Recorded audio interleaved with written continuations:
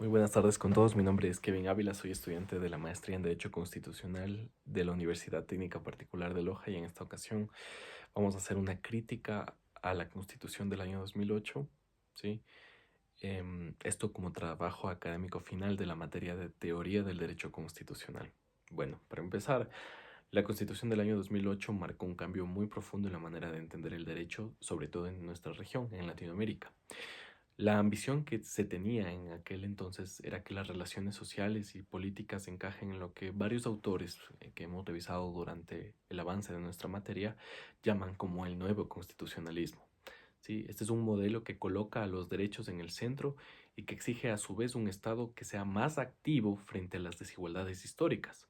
¿Sí? En términos generales se podría decir que coincido yo con esta propuesta, ¿sí? Porque la Constitución visibilizó a grupos que antes eran excluidos, también amplió la protección social, también amplió la protección ambiental, redefinió el papel de la justicia.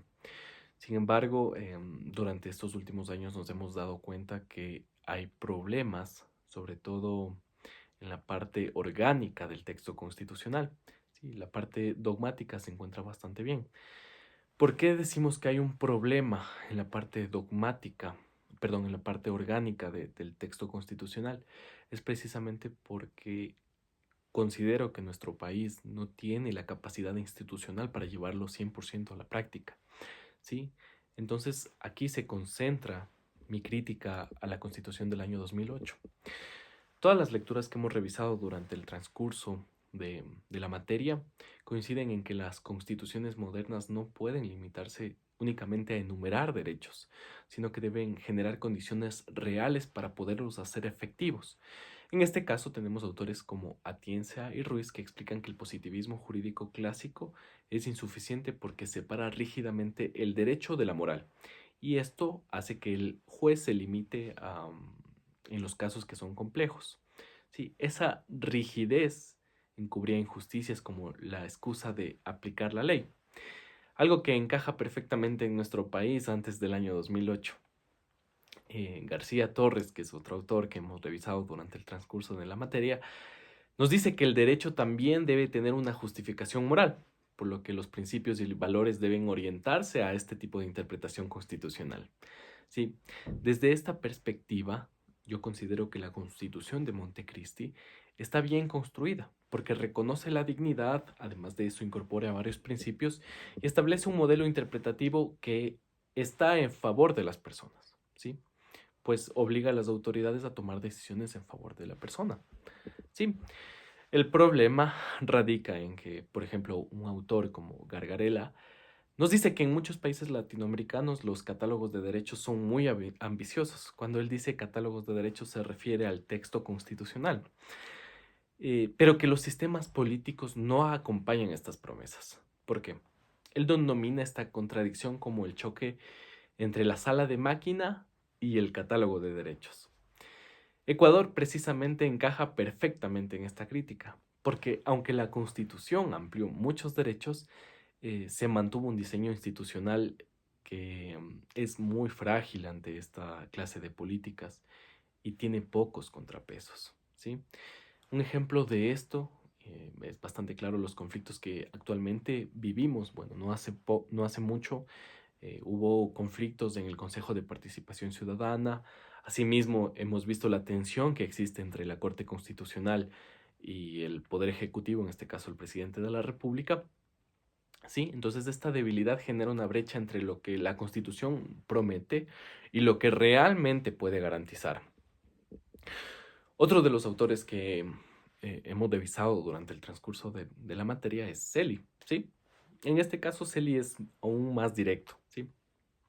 Él considera que este neoconstitucionalismo ecuatoriano depositó una tarea demasiado importante, ¿sí? En la justicia. ¿Por qué? Porque le denominó como garante, ¿sí? Como un contrapeso y además de eso como un árbitro político. Sin embargo, no lo dotó de herramientas reales como para resistir a las presiones. Esto derivó en lo que él describe como un tránsito constante entre la judicialización de la política y la politización de la justicia.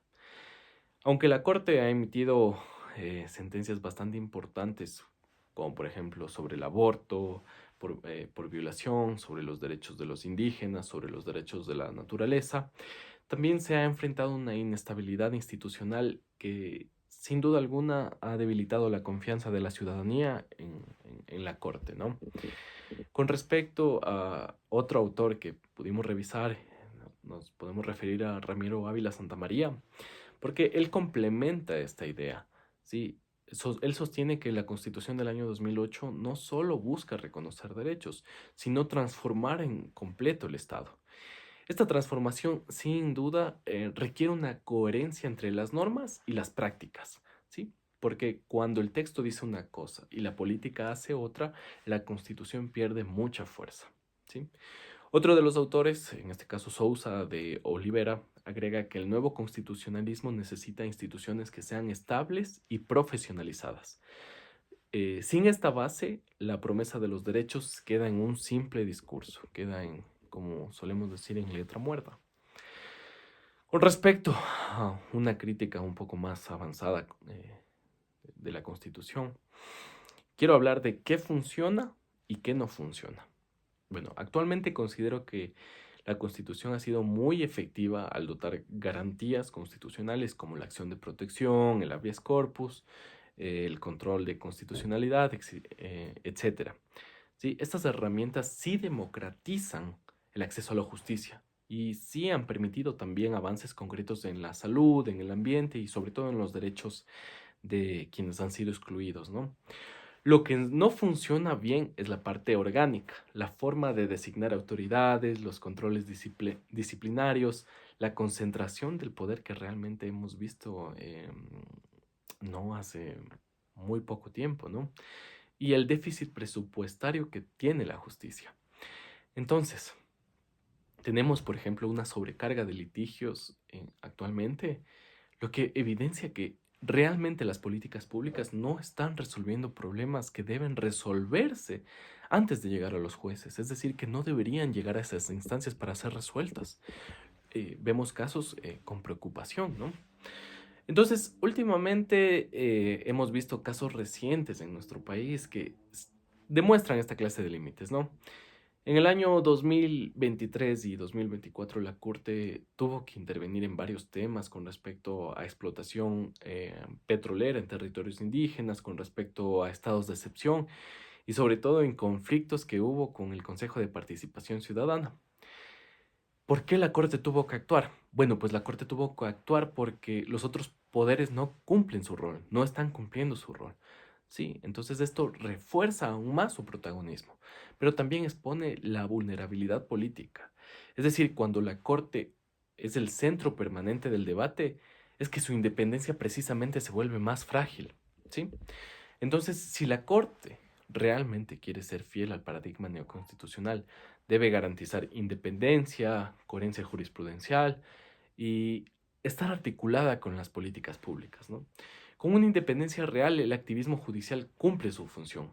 Sin independencia, el activismo se percibe como parcializado. Además, se requieren reformas reales y culturales también, ¿sí? Por ejemplo, que los procesos de designación sean transparentes, también que haya mucha formación en derechos humanos y por último también que haya mayor estabilidad institucional. Creo que ese es el punto más flojo en el que nos podemos encontrar actualmente. A pesar de todas esta clase de dificultades que se han presentado para poder cumplir con el paradigma neoconstitucional, yo considero personalmente que la Constitución del 2008 es un avance legítimo, ¿sí? Y además de eso es necesario. La mejora debe darse, en este caso, en la capacidad institucional que tiene nuestro país. En este caso yo propongo tres ejes. Primero, que la designación sea meritocrática y transparente, ¿sí? En segundo lugar, fortalecer las políticas públicas para evitar que los derechos sociales se judicialicen, ¿sí?